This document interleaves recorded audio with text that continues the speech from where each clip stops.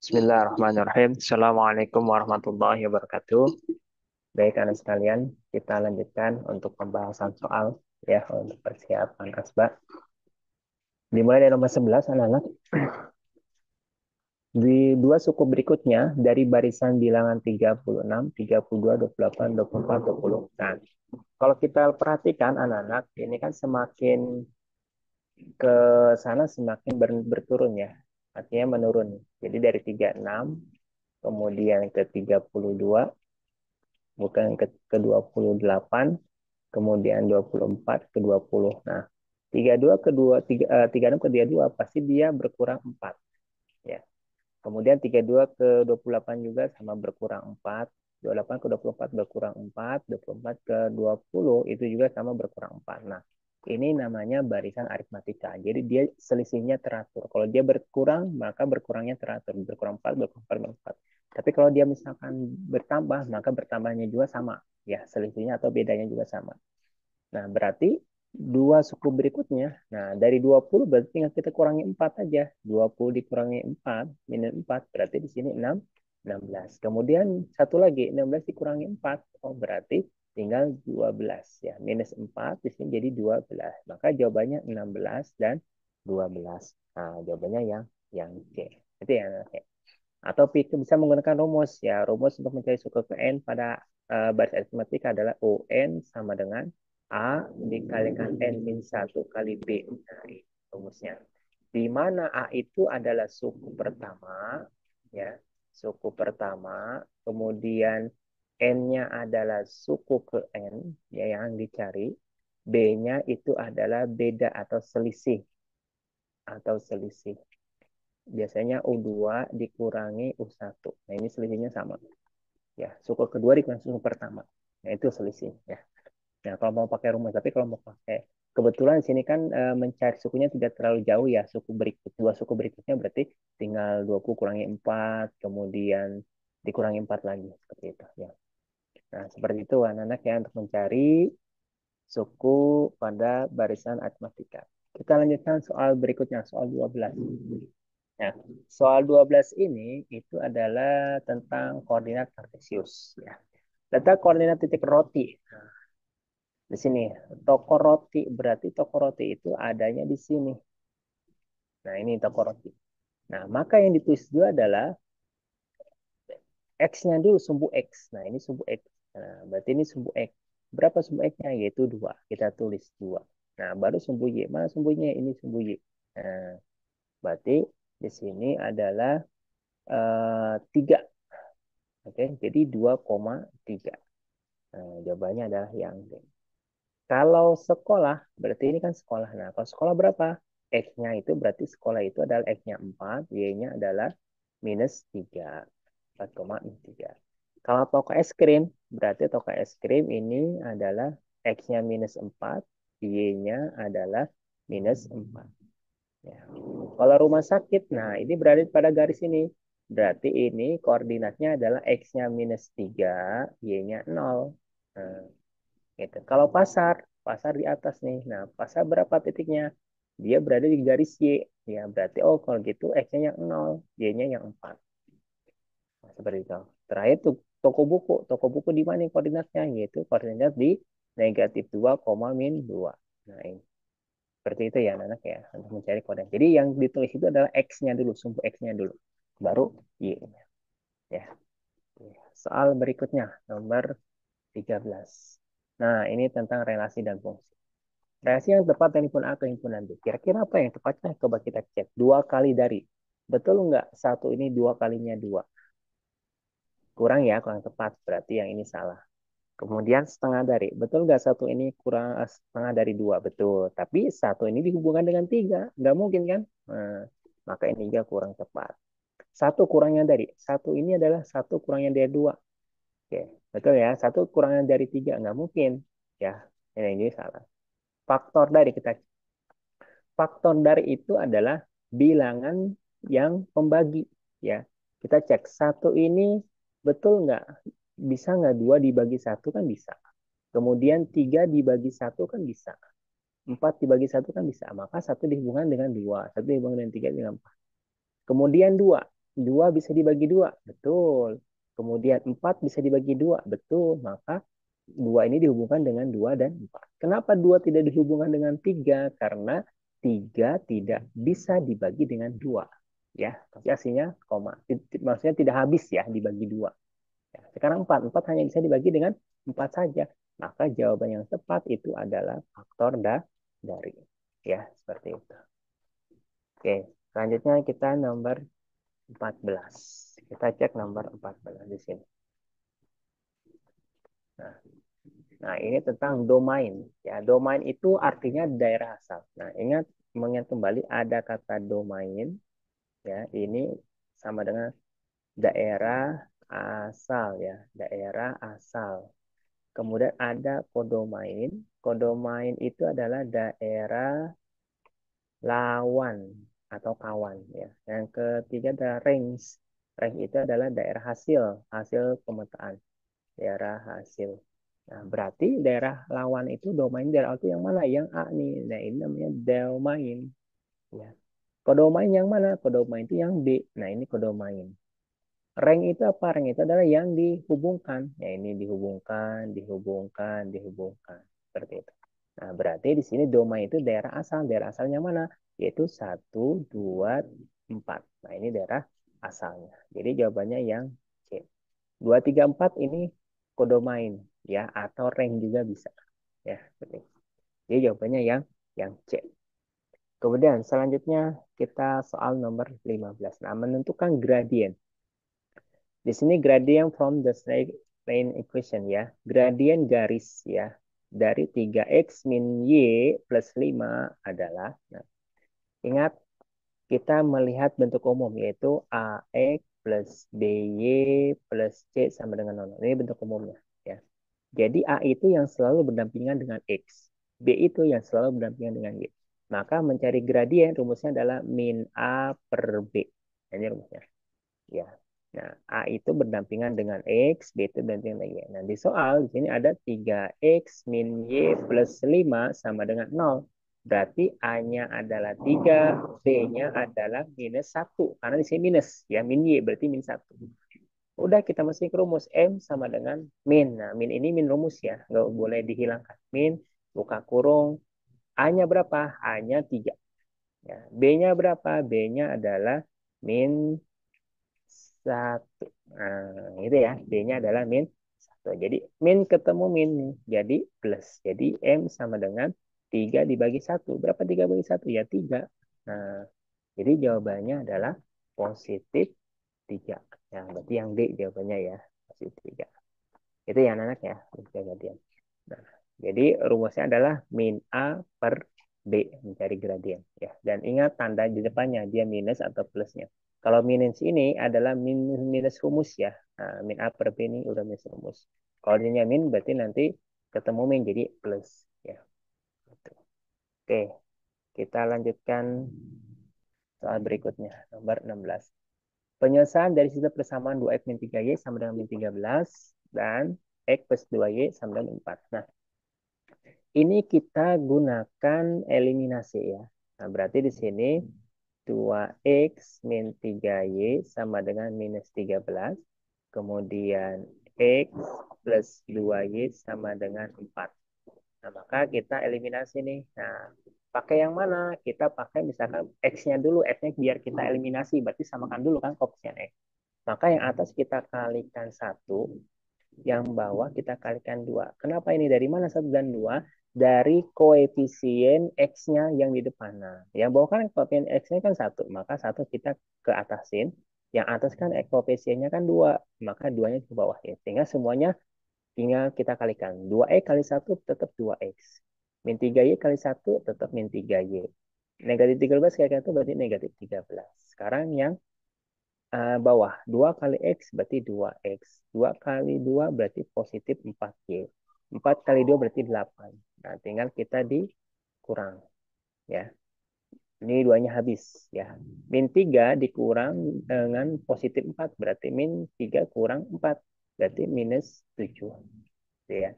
Min 13 dikurang 8. Berarti di sini minus 21 bertambah. Ya, ini Y. Berarti Y sama dengan min 21 dibagi minus 7.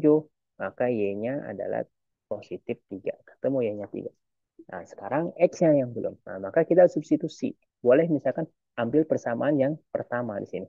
Jadi X plus 2Y sama dengan 4. Nah, tadi X-nya belum ada, Y-nya sudah ada, yaitu 3. Nah, maka di sini X plus 6 sama dengan 4. 6 dari mana? 2 kali 3, 6 kan? Jadi X sama dengan 4 dikurangi 6. Jadi X-nya adalah minus 2. Nah, ketemu kan? Y-nya 3, X-nya min 2. Berarti jawabannya adalah X-nya min 2, Y-nya 3. Berarti yang B. Ya. Oke. Nah, ini caranya. Atau misalkan mau cara langsung juga boleh. Cara langsungnya bagaimana? Kalian masukkan aja nilai dari pilihan X, A, B, C, D ini ke disubstitusi ya. Masing-masing. Misalkan kalau X-nya 2, Y-nya misalkan negatif 3, benar nggak hasilnya negatif 13 gitu. Ya. Kalau misalkan X-nya misalkan minus 2, Y-nya misalkan minus 3, benar nggak hasilnya minus 13 gitu. Kalau misalkan benar, berarti itu jawabannya. Ya. Nah, kita misalkan mau dicoba ini. Di sini kan persamaannya kan 2x min 3y sama dengan min 13. Nah, misalkan kita ambil yang pilihan yang pertama. A itu x-nya min 2, y-nya min 3 berarti. Jadi 2 kali min 2 dikurangi 3 kali min 3. Nah, kita cek sekarang. Benar gak hasilnya min 13? 2 kali min 2 yaitu min 4. Ya. Kemudian min 3 berarti min 9. Min 9, min 4 tinggal min 9, min 13. Oh, ini benar. Tapi Y-nya betul nggak? Kita cek sekarang. Kalau Y-nya eh, min 2, min 3.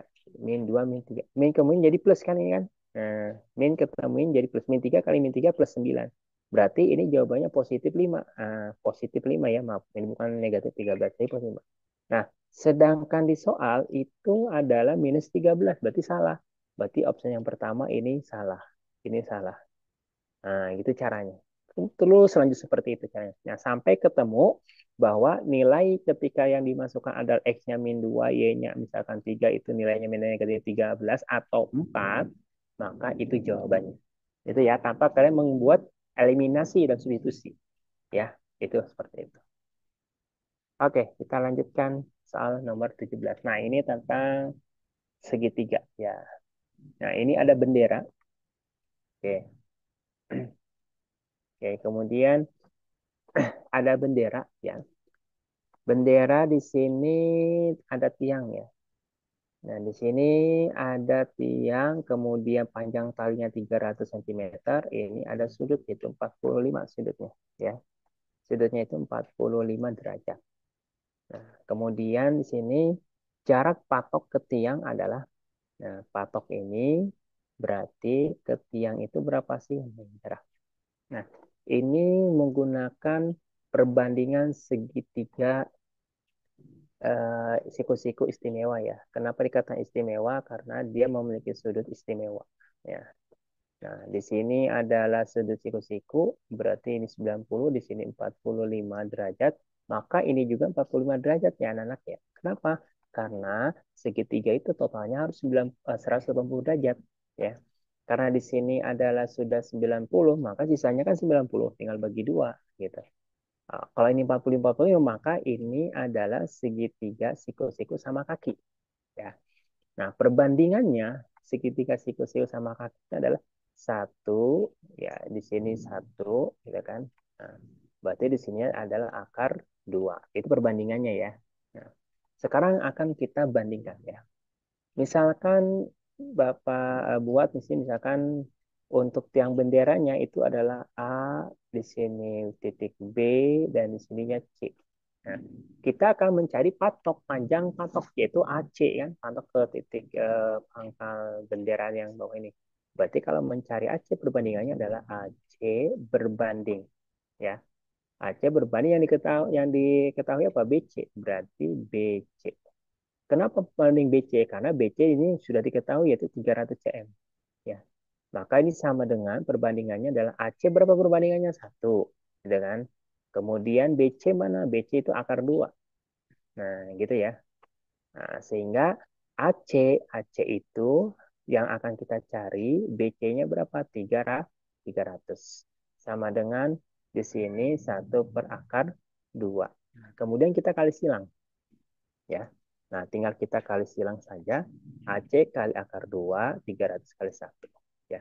Maka mencari panjang AC sama dengan akar 2 kali AC itu sama dengan 300 kali 1. Gitu ya. Nah, maka ini akar 2 AC sama dengan 300. Maka AC sama dengan 300 dibagi dengan akar 2. Nah, ini kita sederhanakan ya. Nyambut ke sini ya. Nah, berarti di sini kita menyederhanakan AC. AC sama dengan berarti 300 per akar 2 kita kalikan akar 2 per akar 2. Ya, dirasionalkan. Ya, sehingga di sini 300 kali akar 2 kan 300 akar 2 dibagi akar 2 kali akar 2 berarti akar 4. Itu ya. Akar 2 kali akar 4. Nah, akar 4 berapa? 2. Berarti 300 akar 2 dibagi 2. Maka 300 bagi 2 berapa? 150 akar 2 cm. Maka jawabannya adalah 150 akar 2 cm. Seperti itu ya perbandingan untuk perkembangan. Kita lihat cek jawabannya ada atau tidak. Ada 150 akar 2 cm. Itu yang C. Nah, seperti itu anak-anak ya. Nah, jika ini yang diketahui sudutnya 45 derajat. Ya, perbandingannya mana? Yaitu perbandingannya adalah, jangan lupa ya, selalu diingat nih. Sisi yang terpanjang atau sisi hipotenusa itu selalu akar 2. Sedangkan sisi lainnya perbandingannya 1 dengan 1. Ini untuk memudahkan kita. Dia pakai perbandingan. Ya. Jadi AC itu yang akan kita cari, BC itu yang diketahui. Ya. Satu ini dari mana? Satu ini dari perbandingan AC. Ini satu. Akar 2 dari mana? Dari perbandingan BC, sisi yang terpanjangnya, yaitu akar 2. Sehingga baru tinggal kali silang. AC-nya yang akan kita cari, BC-nya itu 300. Ya.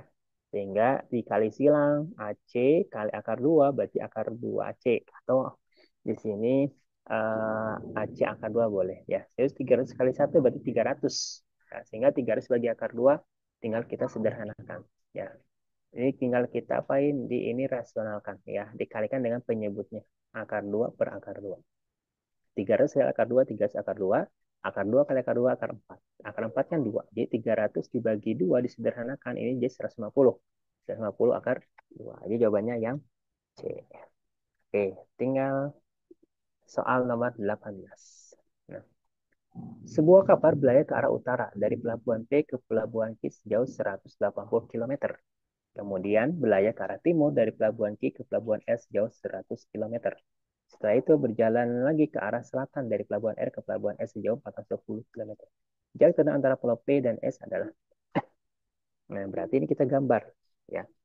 Jadi kita tahu arah mata angin ya. Nah, ini arah mata angin. Atas utara, bawah selatan. Ini timur, berarti ini barat.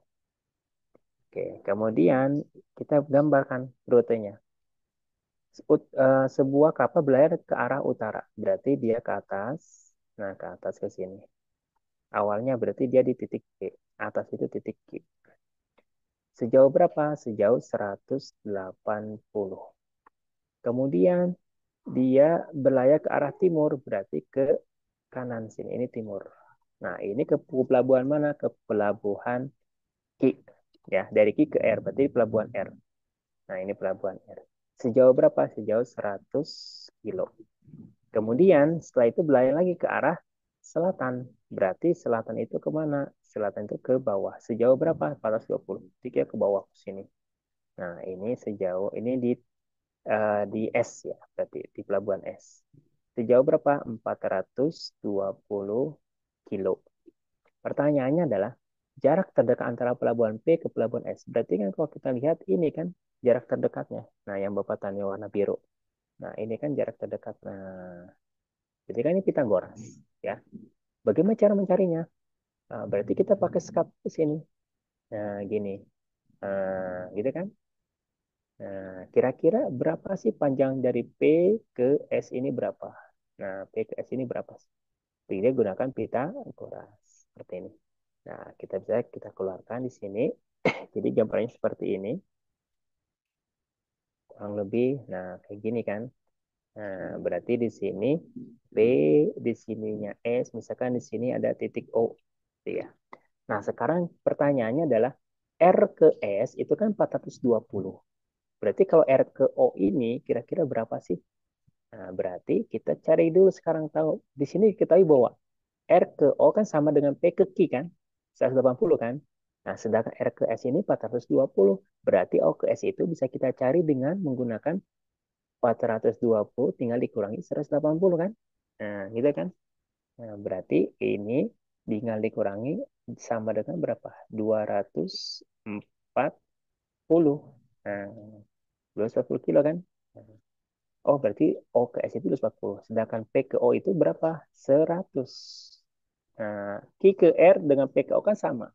Ya, 100.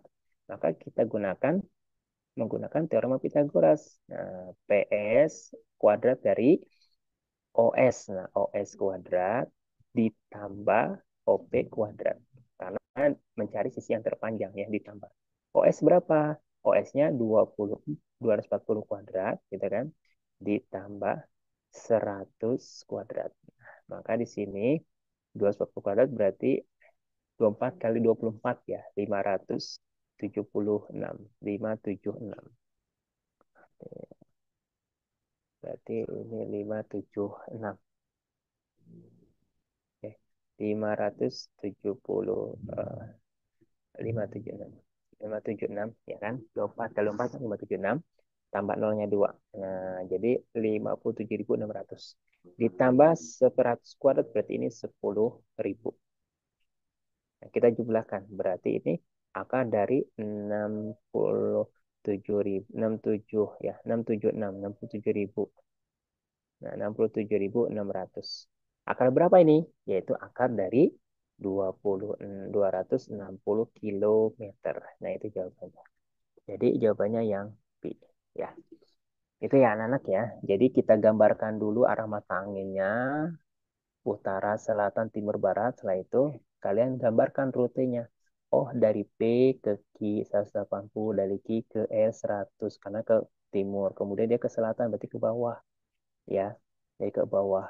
Kemudian ke bawah ini pas 20. Berapa pertanyaannya adalah berapakah jarak terdekat antara P dan S. Berarti kan ini yang kita cari jarak terdekat ya. Berarti kita gambarkan oh ternyata ini segitiga siku-siku nih.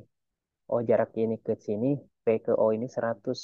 O ke S ini berapa ya? Kalau R ke S 120, sedangkan O ke S itu berapa? Kita pakai alat bantu yang ini, 180 nih. Berarti tinggal kurangi pas 20 dikurangi 180, hasilnya 240. Baru kita cari Pitagoras. Oke, anak-anak? Paham, paham ya? Oke, kita lanjutkan soal nomor 19. Oke. Luas permukaan balok das adalah, nah, mencari luas permukaan balok. Rumus luas permukaan balok LP balok itu semuanya adalah 2 kali P kali L gitu kan ditambah dengan 2 kali panjang kali tinggi ditambah dengan 2 kali lebar kali tinggi. Nah, ini rumusnya ya. Ya. Ya. Sekarang 2 kali panjang kali lebar. Panjangnya adalah 18. Lebarnya adalah 12.